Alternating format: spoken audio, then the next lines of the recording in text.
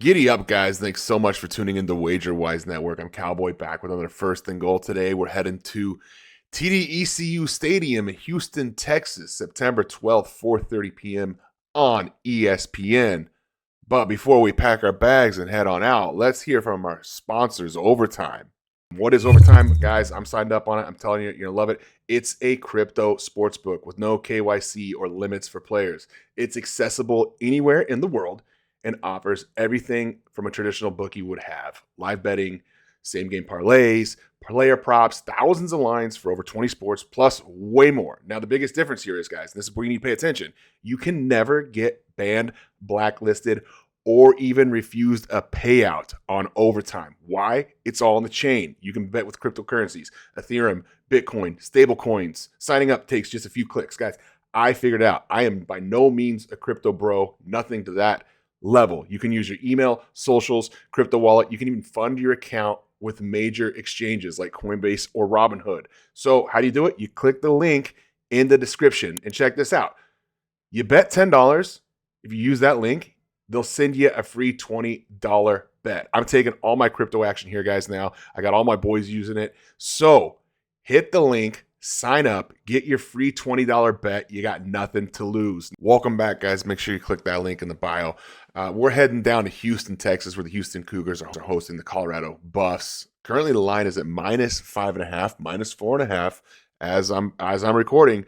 Line opened up at Houston -3.5. Over/under opened up at 43.5. Now it's up to 44.5. Looks like it's going to roll back down. A lot to say about both teams here. Let's start with Colorado. Positives about Colorado. Defense, hell of a lot better than it couldn't get worse, right? Like we knew that. We couldn't get worse.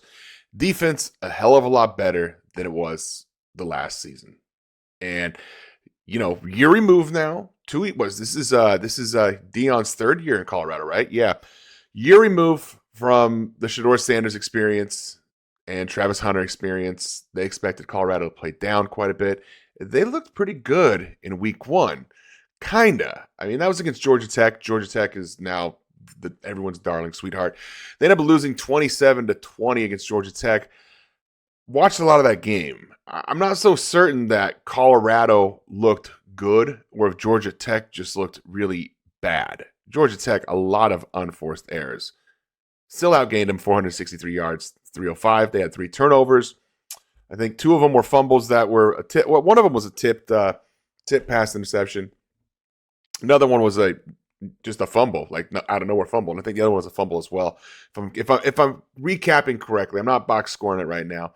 Almost positive both those fumbles were very unconventional fumbles. They weren't necessarily caused by a Colorado football player. Colorado had no answer for them offensively.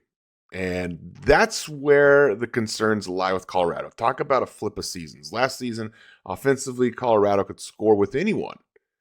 This season, I don't know what to make of this Colorado offense. We've got a third quarterback now, gentlemen and ladies, if you're watching, into the mix now. Caden Salter, week 1 starter, kid from Liberty. He is who he is. Played a lower level competition, came to Colorado. It's not so easy here in Colorado. Playing definitely a tougher schedule, definitely better competition. He's looked okay. I mean, hasn't looked great by any means. Last week, he wasn't bad. Week 1, he was left a lot on the table for me. 17 for 28, 109 yards. Only got sacked once. Had a couple runs that were decent, but I mean, still had 13 carries, guys, and for only 43 yards. Not that he's always been. He's been a pretty good runner. I wouldn't say he's been the greatest runner. He had 2 years ago. He had a 1,000-yard season, and then had a 500. It kind of toned it back down, went more to passing. So he is a good runner, but he hasn't really shown it so much so far with Colorado.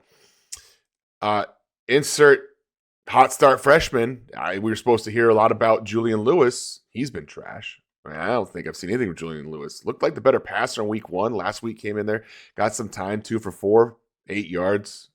Got sacked on one of his plays. I mean, it wasn't great by any means. I just didn't see anything. He was supposed to be, in week 1 he was supposed to get some playing time. Didn't get the playing time, and now Julian Lewis is there. Ryan Staub, the other quarterback. Ryan Staub's looked pretty damn good too. I mean, Ryan Staub was the one that took over and really kind of got this offense humming. 7 for 10, 157 yards, 2 touchdowns. Looked incredible. I mean, so now we've got 3 quarterbacks that are getting playing time here. And I'm just kind of going, what are we doing here? Like, are we sure we know who's going to start? Caden Salter's still listed as a starter as of recording this on Tuesday. That doesn't mean anything. I think Ryan Staub should get the starting job.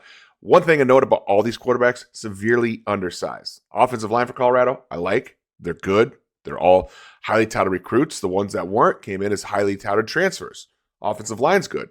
How about the weapons on the outside? They're making an attempt to run the football. Looked good enough in week 1. I guess I wouldn't say good enough, competent enough in week 1 against Georgia Tech running the football. Is that a better way to put it? I mean, 31 rushes for 146 yards. That's pretty good. I'll give them credit. That's pretty good.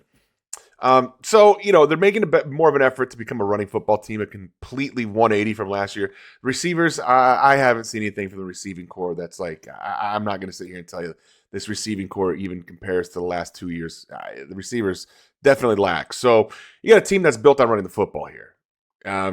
Sincere Brown against Colorado, 4 receptions, 120 for a touchdown. I mean, that's Colorado. And there was one all on one play, too. It was a 71-yard pass. Houston, though, let's flip over to Houston real quick. We'll get back to tie this thing together here in a second. Houston, that's some big boys. That's a big defensive line. Houston, it's hard to judge this early in the season.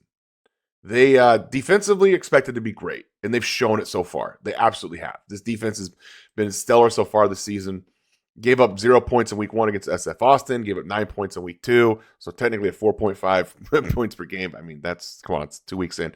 Level of competition has been great. I do think Rice is a lot better than what I don't think Rice is as bottom of the barrel as people think. So yes, I'm not saying they're going to make a bowl game. I'm not going to go that far. They actually might make a bowl game. They'll finish 1, 2, 3, 4. They'll probably get to 6-6 this year, right? Or right at that cusp, right at 6-6. So they might be a bowl team. Point being is, I don't think Rice is as bad as as people would anticipate. So a 35-9 win over Rice, not bad. Rice is competent enough in football. Definitely a better win than Delaware, in my opinion, in my humblest of opinions. And Houston's finally got a quarterback, Connor Wegman. You guys remember him from Texas A&M. 3 years there, but now he's a full-time starter here. Never was really a superstar at A&M. I never really got the full load at A&M. Now he's got his own show. He's got his own rodeo. His completion percentage is through the roof. Yes, I understand the level of competition has been great. He hasn't really had a bombastic game.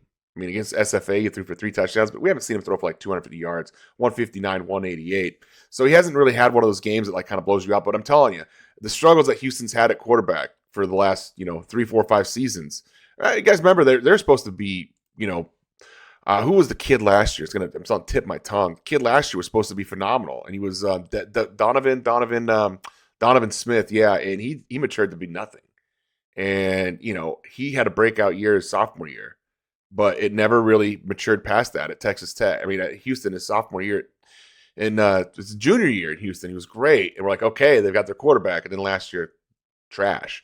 So they finally got some stability at quarterback, which is something Houston's drastically needed. We know the running game is solid too. They got the transfer in from Rice, of all things Rice. What's his name? It's the white kid from Hawaii. It's how the white man runs the football, right? Dean Connors, that's right. Dean Connors comes in and he's been a pretty solid running back his entire career. He's never broke 1,000 yards, but he's always had a great rushing per average, 6.5, 4.9, 6.4, and he's got a nose. He's got an absolute nose for the end zone. It's one of those guys that can just hunt touchdowns left and right. And don't forget this. He is a great pass catcher, too. He's one of the best pass-catching running backs in college football. And Houston's got him all to themselves. Defensively, I think Houston is as good as Colorado, probably a little bit better. This team was supposed to be good defensively. It was a question if they could put their offense together. I think offensively, things are clicking. So how does this game break down? Markets seem to think this thing will go over, but now the market's looking to buy it back. I don't think you'll see 45. I think you saw 45. Everybody grabbed the under here. I think Houston wants to play a slugfest game, and I think Colorado is actually up for it. I think Colorado doesn't mind playing a muddy football game. I think, in fact, that's the best chance for Colorado to get a win here. This line opened up at 3.5. It drove all the way to 6. I never had the blinders on for Colorado. I was always looking at Houston here. I'll be quite honest. But at 6, I get the buyback on it. That's a lot of points in what should be a low-scoring affair. I mean, if you're talking like, if they're saying this game's going to be 24-20, well, 6 points covers it, right? Yeah. So I think 6 was a good look. So if you got a 6 on Colorado, I think you're good there. As of right now, where the line stands at 4.5, I don't want any action on it. I can't give you a side on that one. I think that's a tight line. I think it's going to be right on that number. So as a guy who doesn't bet over-unders very occasionally, let me throw my ring in the hat for one over-under. Just one time. I'm going to take the first half under 21. I don't think we see either team really get off to a hot start. I think we see a long feel-out process. I think you see both D-lines. I mean, as good as Colorado's offensive line is, I think Houston's defensive line is just as parallel. And I do think there are certain gaps on the Houston offensive line that Colorado's defensive line will take care of. So I think it's going to be a very slow start. I think both teams are going to struggle to get, I think they'll even struggle to get multiple first downs, even put drives together. I think you'll see a lot of punts here in the first half. And I think as the game settles on, Wegman's experience will take over. Colorado might find their hot hand at quarterback. And then you might see the points, kind of pick up then. But guys, I always like to give a side too. I guess at this point, it's 4.5. I probably actually would still take Colorado here. I was all over Houston, and but the more I dig into this, I think Colorado can keep these waters muddied enough. I think this is going to be a muddy enough game. And I'll be the first one here to say I'm not a Prime fan. I'm not a Colorado fan. And I think that, people are always afraid about the public. I don't think this is a public situation where you would see them just, the money coming in on Colorado would just carry lines that you could still just keep beating up and beating up and beating up. It's not that situation anymore. This team has definitely lost their luster. They don't have the superstars in it anymore. And, Prime's still a superstar in his own right. I think I would take the plus 4.5, which is a complete contradiction to what I said on Tuesday.